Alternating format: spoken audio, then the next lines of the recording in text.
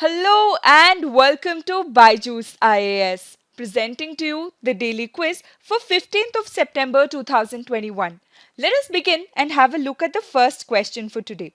Aedes aegypti mosquito transmits which of the following viral diseases? Number 1, malaria. Number 2, dengue. Number 3, Zika. Number 4, lymphatic filariasis. Number 5, yellow fever. What is the context? This article in the Delhi edition of the Hindu newspaper today talks about dengue.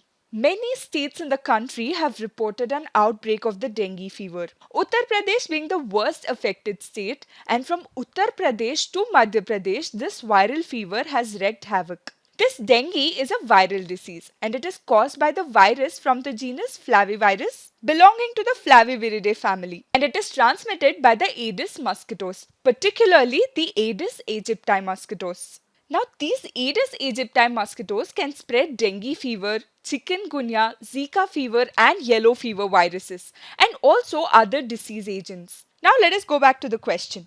The vector that carries and transmits the malaria virus is the Anopheles mosquito. So number 1 becomes incorrect. This rules out option B and option C. Now all these other diseases are transmitted by the Aedes aegypti mosquito.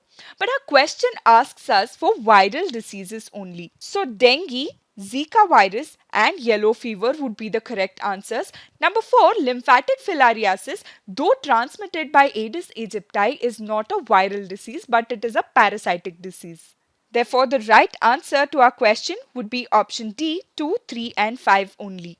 The task for you for today is to let us know which vector transmits Japanese encephalitis and the West Nile fever. If you know the answer, drop them in the comment section below. Moving on to question number 2. Which of the given statements with respect to microfinance institutions network is or are correct? It is an association of microfinance institutions operating as non-banking financial companies, that is NBFCs. It is recognized by the Reserve Bank of India. It is the first association in the business of micro-lending to be given the self-regulatory organization status by RBI. What is the context? This article in the Hindu newspaper today says that the microfinance industry's gross loan portfolio, that is GLP, has risen by 4.2%. That is, according to a report by the Microfinance Institution Networks, that is MFIN, the loans disbursed in the microfinance industry have risen by 4.2%. Now, what is this MFIN? This Microfinance Institution Network is an industry association of microfinance institutions. So this comprises of 58 NBFC microfinance institutions and has 38 associates that includes banks, small finance banks as well as NBFCs. Now coming back to our question, statement number 1 is correct. It is an association of microfinance institutions operating as non-banking financial companies. Statement number 2 is also correct. MFIN is recognized by the Reserve Bank of India, and also MFIN was the first association in the business of micro-lending that was given the self-regulatory organization status by the Reserve Bank of India, and it got its status of SRO in the year 2015. So what happened when RBI gave this SRO status to MFIN is it got the powers to monitor microfinance institutions and also to ensure that the lenders in microfinance industry are in compliance with the rules. Also, please remember that Sadhan, another association of microfinance institutions, was the second organization in the micro-lending business to be given this SRO status. Also, please remember that the self-regulatory organization framework was recommended by the Y.H. Maligram Committee that was formed by RBI in the year 2010. So, statement number 3 also becomes correct. Therefore, the right answer to our question would be option D, 1, 2 and 3. Now, let us take up question number 3. He established a provisional government of India in Kabul in the middle of World War I in 1915, which served as the Indian government in exile. He is popularly known as Aryan Peshwa. He was nominated for the Nobel Peace Prize in 1932. The Indian freedom fighter being talked about is option A, Maharaja Sayaji Rao Gaikwad III of Baroda, option B, Raja Mahendra Pratap Singh, option C, Shamaji Krishna Verma, option D, Manabendra Nath Roy. Why this question? This article in the Indian Express newspaper talks about Raja Mahendra Pratap Singh. Recently, a foundation stone was laid by the Prime Minister of India in Uttar Pradesh for Raja Mahendra Pratap Singh University. And UPSC in the recent past has asked questions on various such freedom fighters and social reformers, and hence we've taken up this question. So, who was Raja Mahendra Pratap Singh? Raja Mahendra Pratap Singh was a freedom fighter, a revolutionary, and a social reformer. In the year 1915, during World War I, he established a provisional government of India in Kabul. And this provisional government was formed with himself as the president, Maulvi Barkatullah as the prime minister, and Maulana Ubaidullah Sindhi as the home minister. And he based himself in Japan because he was being targeted by the British for his activities. He also formed the Executive Board of India in Japan in 1940, that is during the Second World War. And he returned to India in 1946, a year before independence, and began his work with Mahatma Gandhi. He is popularly known as Aryan Peshwa and was also nominated for the Nobel Peace Prize in 1932. So the right answer to our question would be option B, Raja Mahendra Pratap Singh. Moving on to question number 4. Which of the given statements is or are incorrect? India and United Kingdom have a free trade agreement with a zero tariff regime. The countries recently signed mutual recognition agreements in selective services like nursing and architecture services. What is the context? This article in today's Hindu newspaper says that India and UK are looking at launching negotiations on a free trade agreement by November 2021. So do they already have a free trade agreement in place? No. So statement number 1 becomes incorrect. So both these countries will begin formal negotiations for a free trade agreement very shortly. And according to the Government of India, before a comprehensive free trade agreement, there would be an interim agreement or an early harvest agreement. And this interim agreement will involve early tariff or market access concessions on some of the key high priority products and high priority services. So what exactly happens when two countries sign a free trade agreement? When a free trade agreement is signed between two or more trading partners or countries, it will significantly reduce or remove the custom duties on maximum number of goods and services traded between them. Now, in an interim trade pact, the custom duties are removed only on a limited number of goods, right?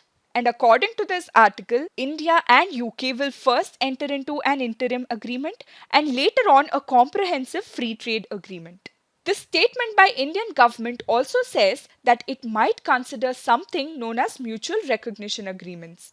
And these mutual recognition agreements will be in selective services, for example, nursing or architecture services. What happens when MRAs are signed is that it will help pave way for recognition of professional bodies of one country by another country. And regulatory bodies of professional services, for example, engineering or nursing or accountancy, are encouraged to enter into these MRAs. Have these countries recently signed a mutual recognition agreements? No. This statement becomes incorrect because both the countries are still exploring the options of mutual recognition agreements as well. So the right answer to our question would be option C, both 1 and 2, because our question is asking us for incorrect statements. Now, this free trade agreement between India and UK is expected to provide a major boost to the bilateral trade. Why? Because number 1, given that India's position is one of the world's biggest and fastest growing economies. Number 2, the fact that UK is the largest market in Europe for Indian IT services. Now let us take up a previous year question from Prelims 2020. The Vittal Vidvansak, the first monthly journal to have the untouchable people as its target audience, was published by option A, Gopal Baba Valankar, option B, Jyotiba Phule, option C, Mohandas Karamchand Gandhi, option D, Bhimrao Ramji Ambedkar. And the right answer to this question is option A, Gopal Baba Valankar. Gopal Baba was the leader of the Mahar movement of the 19th century, and he published Vittal Vidvansak, a journal that had untouchable people as its target audience. Now let us take up the fact of the day, which is Quadrilateral Security Dialogue, or Quad. What is the context? This month, that is in September, Prime Minister Narendra Modi will participate in a Quad Leaders Summit that is being hosted by the US President Joe Biden. And this Quad meeting is one of its kind at the White House. And it will see the participation of Prime Minister of India, the US President, and the Prime Minister of Japan and Australia. And this summit highlights the priority of the US administration to engage in the Indo-Pacific.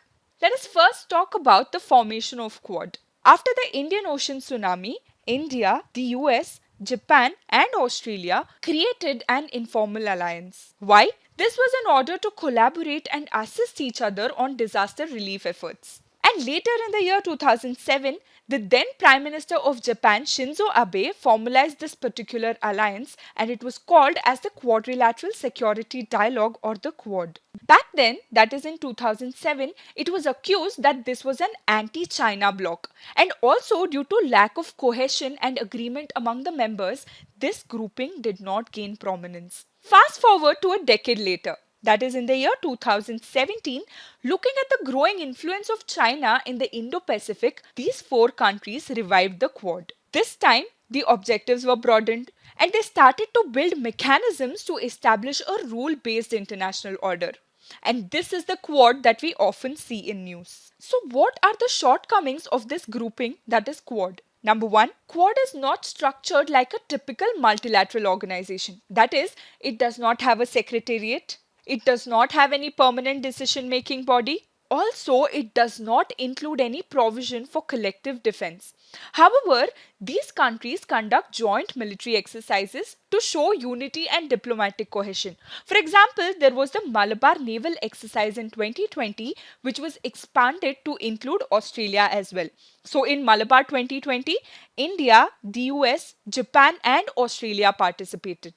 And the latest meet of this Quad grouping was in March 2021. And the Quad leaders met virtually and discussed China's assertiveness in the Indo-Pacific region. China initially opposed this grouping, and till date, Beijing's position has not changed. It still opposes the grouping, calling it anti-China grouping. So what exactly is the objective of Quad? According to the spirit of the Quad, its primary objective includes maritime security in the Indo-Pacific. Number two, it wants to deal with the COVID-19 pandemic, specifically with respect to vaccine diplomacy.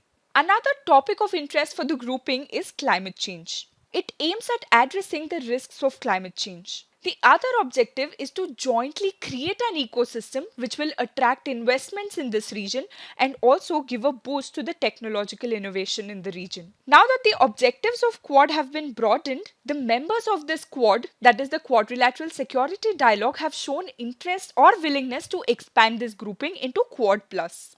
And this Quad Plus might include South Korea, New Zealand and Vietnam. That is all for today. Thank you for being with us. Keep watching and keep learning.